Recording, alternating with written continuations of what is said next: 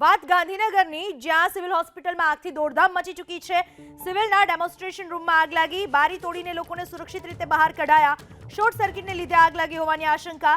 એસીમાં short circuit થતા આગ લાગી હોવાની પ્રાથમિક વિગત। ફાયર વિભાગની ટીમે આગ ઉપર કાબુ મેળવી લીધો છે। સદનસીબે આ આગમાં કોઈ પણ પ્રકારની જાનહાનિ નથી થઈ। આગ ઓલાવવાનો પ્રયત્ન કર્યો અને ફાયર બ્રિગેડને બી બોલાવી લીધી છે। એમાં એ રૂમમાં કોઈ બી માણસો હતા નહીં, એટલે કોઈ બી ને કોઈ કેઝ્યુઅલ્ટી કે એવું કશું થયું નથી। અત્યારના પ્રોબેબલ કારણ એસીના ઇનર યુનિટને માં કોઈક કારણે શોર્ટ સર્કિટને લીધે ફાયર થયું હતું ને ત્યાં બાજુમાં રહેલા કર્ટને ફાયર કેચ કરી લીધી, એટલે ઇટ વોઝ ડિફિકલ્ટ। બધું બંધ હતું।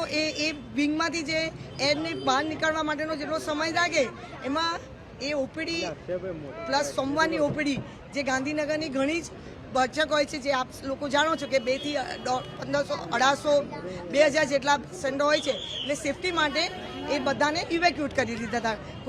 કોઈ બીજો પ્રોબ્લેમ થયો નથી। અને આ ઇન્ડોર એ વિંગ જ નથી, આ ઓપીડી વિંગ છે, એટલે ઇન્ડોરની તો એમાં કોઈને ઇવેક્યુએટ કર, પણ ઓપીડીના બી કોઈ બી પેશન્ટને કોઈ પણ જાતનો પ્રોબ્લેમ ના થાય એટલે તરત જ બધાને ઇવેક્યુએટ કરી લીધા હતા। અને કંઈ સિવાય કે એ રૂમમાં જે કંઈ નુકસાન થયું એ સિવાય બીજું કોઈ નુકસાન થયેલું નથી।